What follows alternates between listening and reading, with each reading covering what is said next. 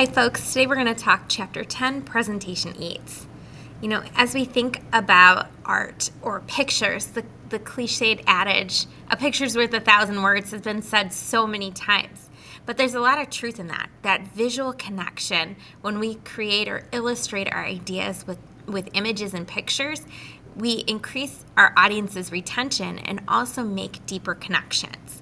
So today we're going to talk about how visual aids can be used to enhance a presentation. We'll explore different types of visual aids as well as talk about some of the effective and ineffective ways to use those visual aids. We'll talk a little bit about design principle and then identify some best practices. I love this quote here that says, "A visual image is a simple thing, a picture that enters the eyes." Again, what a picture can do to evoke emotions, make connections, to illustrate an idea is really, really powerful and positive. In my face-to-face classes, I like to share a picture like this. There's a huge story behind this picture of my kids back during COVID when we went for this really long walk when they were still really little. Looking at their different faces and looking at the surroundings, there's so much that can intrigue a person about a situation. And so using pictures and images strategically can really help us to draw our audience in and make them think in different ways. Effective visual aids are uniquely created for a presentation. They're used for a purpose. They're also used to spark interest and build connections. Images and visuals can illustrate complex ideas, and they should be simple, visible, and relevant. And again, as we're looking to enhance our messages, we can use these visual aids strategically. Visual aids help us to evoke the five senses, whether it's sight, hearing, touch, taste, or smell. It can get our audience to retain those ideas through those connections to the senses. So questions that you should ask yourself is, how can I best represent this idea visually or physically? You should also think about how you can utilize your presentation aids during your speech. Now, here's my expert tip for you. Only use aids that directly support your message and are relevant to the things that you're sharing. Now, there are tons of different types of visuals. One could be personal appearance. Using a uniform can help enhance the message. Thinking about what someone looks like or how they move can also send nonverbal cues.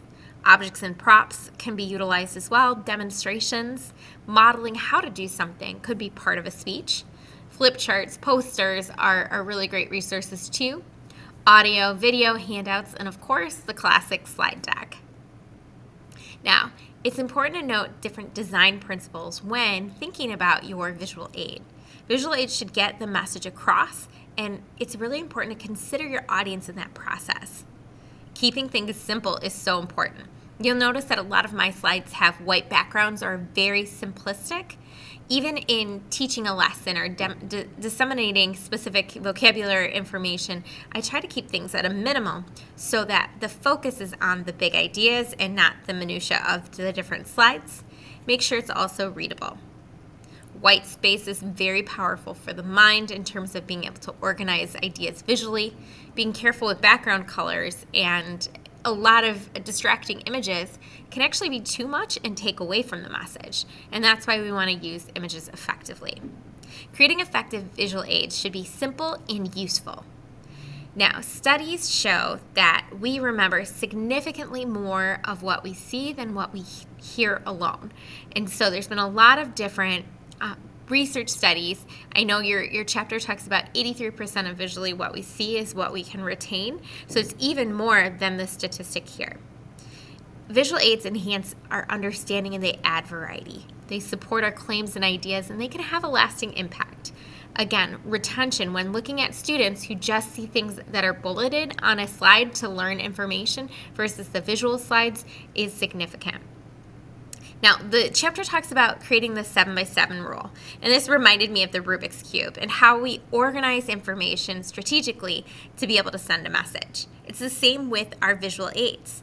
Now, the slides or the recommendation from the book is 7 lines per slide and 7 words per line. I think that's even too much. I would do significantly less because it's easy to have more slides and to use them strategically than to overload with information.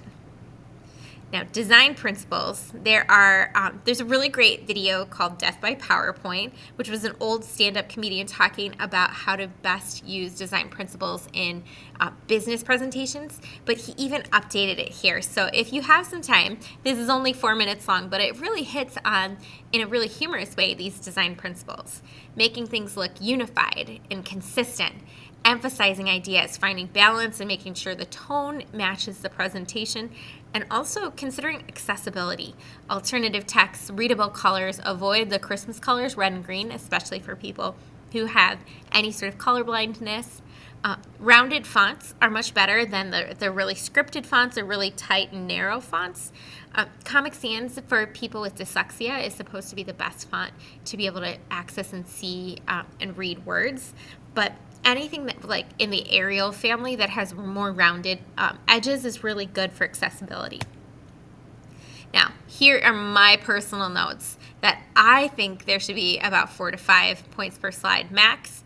Avoid wordiness. Again, only use complete sentences if it's a direct quote and it's for a very specific purpose. Font color is really important. Purple and blue are actually much better font colors to be able to see, and the simpler the better. Now, again, I love using pictures and just using one picture that tells a whole story. And that idea of, if you look at one of my daughters being sassy and frustrated, when you're not keeping it simple, you're distracting away from your message and you're actually hurting your overall presentation. Now, these are complete sentences on the slide. If I was giving a presentation, a speech, I would not have complete words on the slides or complete sentences, but I did for a purpose.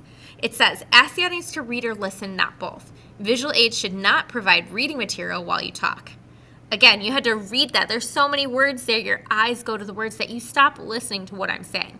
So make sure it's much shorter and much more concise so that people are listening to your message, not trying to figure out the sentences written on the slide. Practice, practice, practice. Again, I wrote complete sentences here, but as an educator, as a teacher, I do want you to read this slide. Practice presenting the full program, using your audio visuals to be familiar with their use and order. Your visual material should not contain grammar mistakes. I wanted to read those complete sentences to you. Those ideas matter. And again, avoid too many words, avoid grammar mistakes because it makes your audience sad. So in conclusion, visual aids are designed with intention. Practice presenting with them and avoid that death by PowerPoint. Be thinking about how you might use your visual aids in your next speech. And to help you retain what we just talked about, think about the lesson we just had, and if you could summarize it in a minute or less, what would be those main points?